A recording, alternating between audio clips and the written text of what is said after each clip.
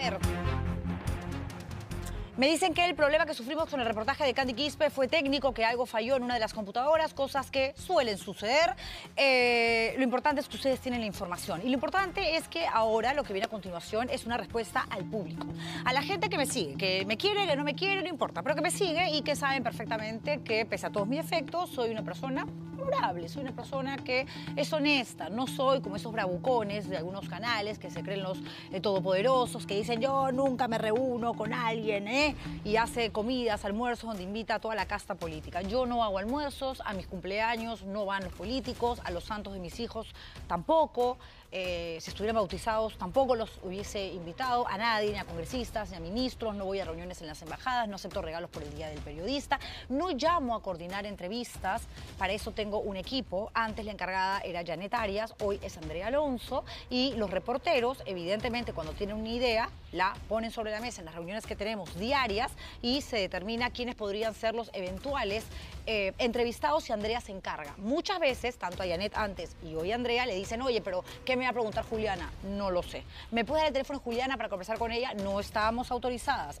Siempre mis productores han sabido que no dan mi teléfono, que yo no converso, y hasta con un pitorrado, que es la representante de una, no es político, es la representante de una encuesta, viene y se sienta un minuto y medio antes para que la puedan echar, poner el micrófono y que empiece la entrevista. Yo no tengo acá 10 minutos antes sentado a alguien por más de que tenga un informe, porque no me gusta que me empiecen a, sobre todo los políticos, ¿cómo estás? ¿Y tus hijitos? No, si veo que puedo sacar más información para un informe que viene más adelante y algo, cuando se va le digo, hay una pregunta y tal de cual cosa y puedo dar un dato. Obviamente soy periodista, tengo fuentes.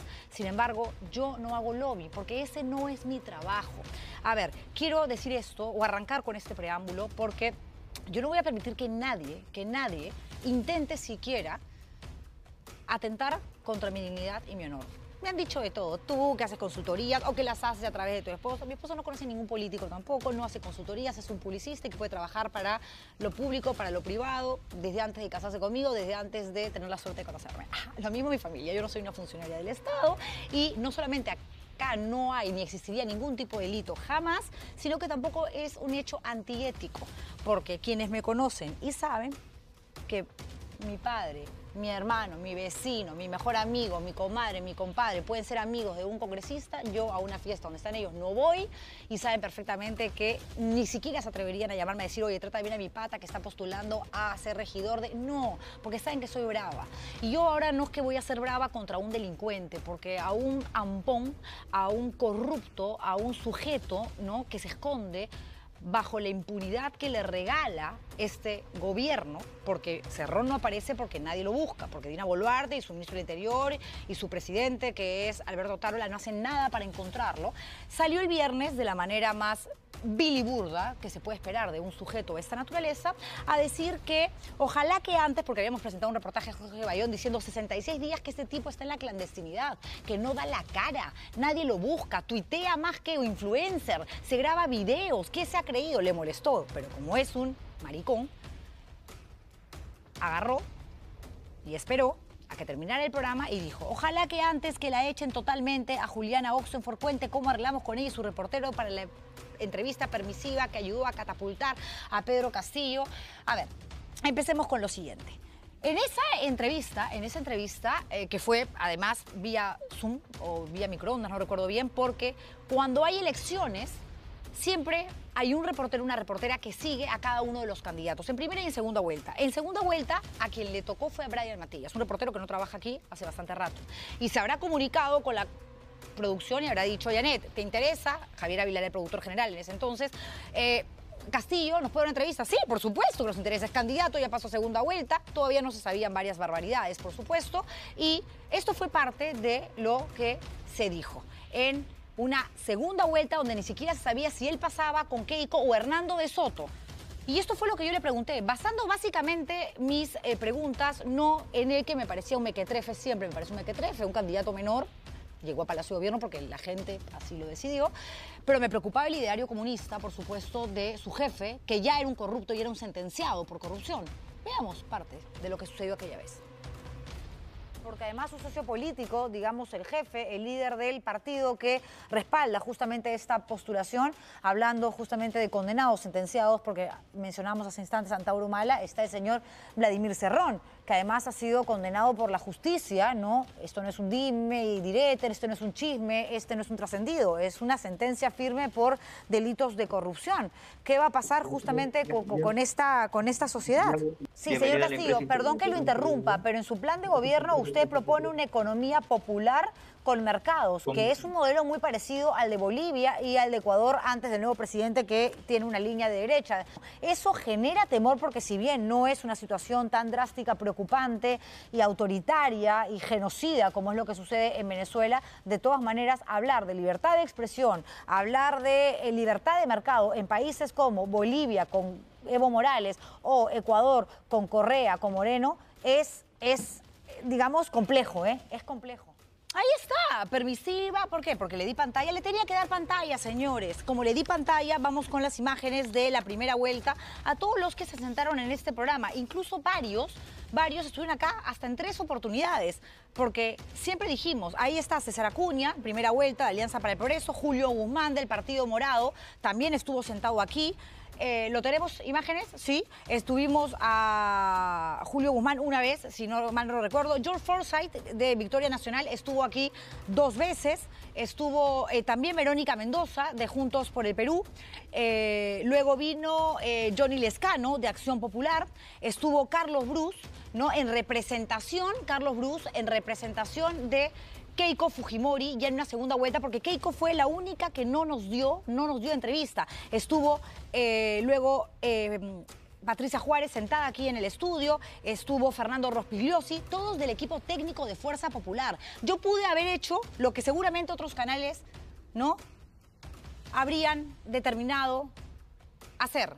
Es decir, ya, como no habla Castillo conmigo, entonces no muestro su meeting, no muestro su equipo técnico. Yo no. Keiko Fujimori no quería hablar conmigo y sin embargo buscaba compensar la información, porque eso es su objetivo, mostrando a uno y mostrando a otro. Y por eso es que si algo tengo que reconocer que hice mal fue permitir que Carlos Brus, por ejemplo, me faltara el respeto. Y la gente dijera, oye, ¿por qué no lo cortaste? Me trató como una zapatilla literalmente y me dejé. Estuvo mal. En el caso de Castillo, cuando ya había pasado el conteo de la OMPE y se sabía que él era el que iba a una segunda vuelta, con Keiko Fujimori, es cuando se lleva a cabo esta entrevista. Brian Matías lo estaba siguiendo, estaba en Cajamarca y pudimos enlazarnos con él. Y esto es parte de lo que yo le pregunté. Es una edición, por supuesto, no nos va a alcanzar el tiempo, pero esto es parte de lo que yo le pregunté, que según el impresentable corrupto delincuente de Cerrón ayudó a catapultar. Yo tengo tanto poder. No, señores, no, arranco con 3 puntos de rating, termino en 5. No, era toda la prensa y yo la única que mostraba a las dos partes, diciendo que los dos me parecían unos impresentables y haciendo preguntas como estas. Y casualmente el presidente del partido que alberga esta candidatura suya, señor Castillo, Vladimir Cerrón, fue duramente criticado en su época de gobernador regional por no hacer nada por los más pequeños, al punto que lo bautizaron como el doctor Anemia. ¿Qué tiene usted que decir al respecto? Ahora mismo el clamor de la población, señor Castillo, es el siguiente: que Pedro Castillo, el candidato de Perú Libre, es decir, usted, me deje de generar miedo y de que eventualmente Perú se termine convirtiendo en una especie de filial de Venezuela. Y le pregunto a usted directamente, ¿qué va a hacer para convencer a la gente? Gracias. ¿Qué va a hacer usted para convencer a la gente de que no va a ser un gobierno comunista? Yo le hablo de la Venezuela de hoy en día, ¿no? Que hacer entrevistas no es hacer campaña, no es fungir de relacionista pública. Si yo hubiese dicho, voten por Castillo, usted, que hubiese estado en todo mi derecho. Yo pude haber asumido una postura a favor de uno de los dos abiertamente. Y no lo hice porque siempre me parecieron dos impresentables. Los dos me dieron miedo. De igual manera, pero Juliana más miedo daba a Castillo. Para mí, hoy con Fujimori las cosas podrían estar igual o incluso hasta peor que con Dina Boluarte. Así se las pongo, porque ahorita mismo todos son iguales, todos están inmersos en la misma mugre. Cerrón, Fujimori, Castillo, preso, pero ahí está, Perú Libre, Dina Boluarte, Otárola. Para mí todo es parte de la misma asquerosidad. Y se los digo así. Este lodo apestoso en el que estamos, desgraciadamente, tratando todos de seguir caminando. Y el Congreso incluido. Por supuesto que sí. Por supuesto que sí.